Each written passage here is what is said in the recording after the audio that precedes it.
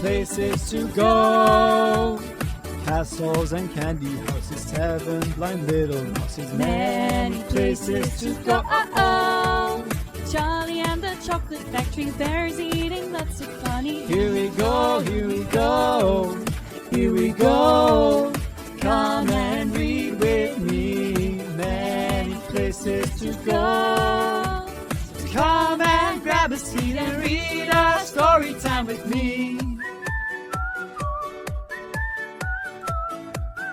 A world made by your imagination. Flying carpets and 100 Dalmatians. No, wait, that's wrong. There's actually 101 Dalmatians. Hey Storytime kids, I am really excited to read you the story. The story is so good and it's one of my favorites when I was younger. It's called Just the Way You Are by Max Lucado. I hope you guys enjoy this book and let's get started.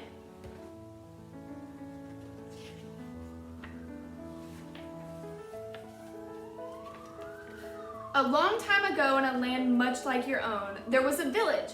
And in the village lived 5 orphans, a lonely family of fatherless children. They had banded together against the cold. One day a king learned of their misfortune and decided to adopt them. He announced that he would be their father and would come for them soon. When the children learned that they had a new father, their father was the king, and the king was coming to visit, they went wild with excitement. People of the village learned that the children had a father, and the father was the king, and that king was coming to the village. They were very excited as well. They went out to see the children and told them what to do. You need to impress the king, they explained. Only those with great gifts to give will be allowed to live in the castle. The people did not know the king, they just thought that all kings wanted to be impressed. So the children began preparing gifts to offer to the king. They worked long and hard to make sure that the king would approve. One of the children knew how to carve and decided to give the king a wonderful wooden art. He set his knife against the soft bark of the elm and whittled, and the small blocks of wood became alive and eyes of a sparrow and nose of a horse. His sister decided to present the king with a painting that captured the beauty of the heavens, a painting worthy to hang in his castle. Another sister chose music as her way to impress the king. For long hours she practiced with her voice and a mandolin. The village people would stop at the window and listen to hear her music as it took wings and soared. Yet another child set to turn the king's head with his wisdom. Late hours he would find his candle lit and his books open. Geography, math, chemistry. The breadth of his study was matched only by the depth of his desire. Surely the king would appreciate all of his knowledge. But there was one sister that had nothing to offer. Her hand was clumsy with the knife and her fingers stiff with the brush. The little girl opened her mouth to sing.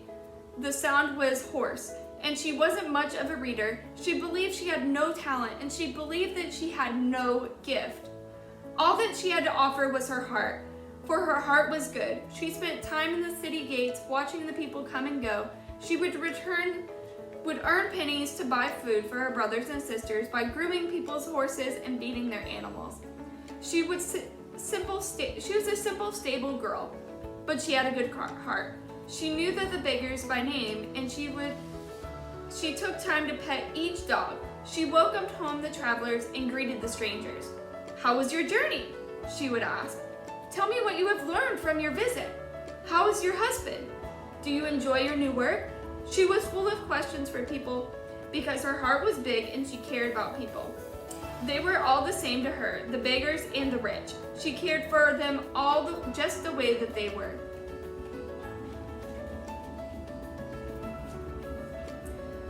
But since the little girl thought she had no talent and no gift, she was afraid that the king would be disappointed. She remembered the villagers. Advice had set her mind about the task of making a gift for the king. She took a small knife and went to her brother, the carver. "Could you teach me to carve?" she asked. "Sorry," the young craftsman responded without looking up. I've much work to do. I have no time for you. The king is coming, you know. The girl put away the knife and picked up a brush. She went to her sister, an artist. She found her on the hill painting a sunset on the canvas. You paint so beautifully," said the girl who had no gift but a big heart. "I know," the painter answered. "Could you share your gift with me?" "Not now," the sister responded with eyes on the palette. "The king is coming, you know." The girl with no gift then remembered her other sister, the one with the song. "She will help me," she said.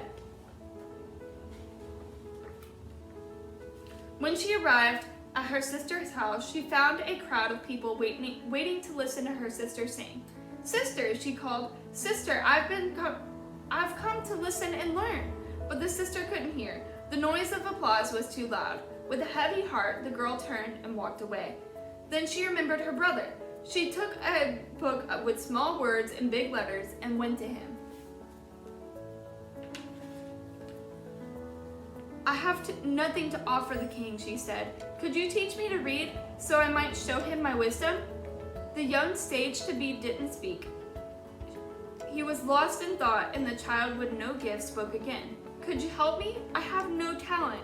"Go away," said the scholar, scarcely moving his eyes from the text. "Can you see I'm preparing myself for the coming of the king?" The girl went away sadly. She had nothing to give. She returned to her place in the city gates and took up the task of caring for people's animals.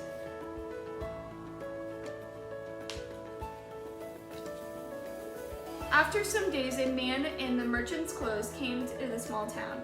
"Can you feed my donkey?" he asked the girl. The orphan jumped to her feet and looked at the brown face of the one who had traveled far. His skin was leathery from the sun, his eyes were deep, and his kind smile warmed the girl's heart.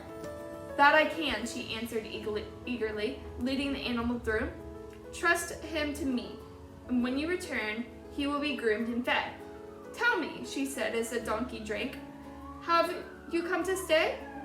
"For only a while. I'm looking for someone." "Are you weary from your journey?" "That I am." "Would you like to sit and rest?" The girl motioned to the bench near the wall. The tall man sat on the bench, leaned against the wall, and closed his eyes and slept. After a few minutes, he awoke and found the girl sitting at his feet, watching his face. She was embarrassed that she had caught him staring and turned away. "Have you been sitting there long?" "Yes." "What do you seek?" "Nothing. You seem to be a kind man with a peaceful heart. It's good to be near you." The man smiled and stroked his beard. "You are a wise girl," he said. "When I return, we will visit more."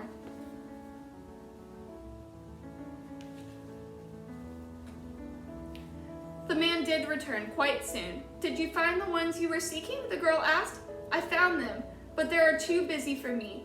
"What do you mean?" "The first one I came to see was a woodsmith, rushing to complete his project. He told me to return tomorrow. Another one was an artist. I saw her sitting on the hillside, but the people below said that she did not want to be disturbed. The other was a musician. I sat with the others and listened to her music. When I talked with her, she said that she had no time. The other I saw had left. He had moved to the city to go to school." The girl's eyes widened as she realized who the man was. "But you don't look like a king," she gasped. "I try not to," he explained. "Being a king can be lonely. People act strangely around me.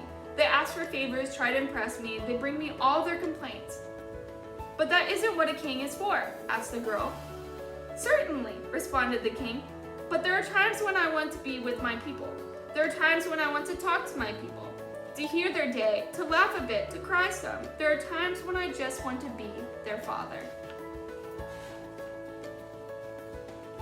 "Is that why you adopted the children?"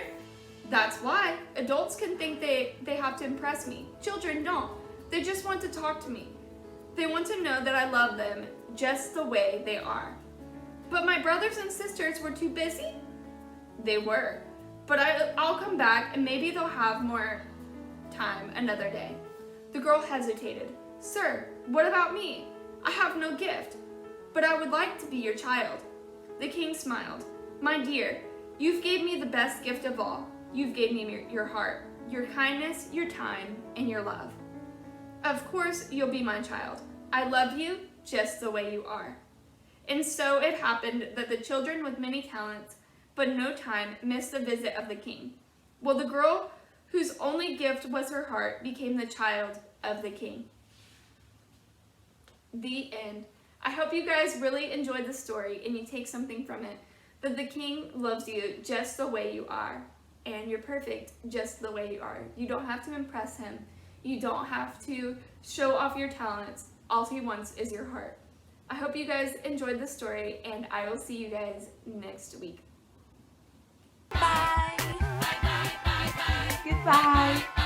When something's starting out, we'll Bye. often say hello. And when we're Goodbye. in the middle of something, we might say, "That's fun." But when something's almost over and it's winding down, We'll look at each other and we might say goodbye.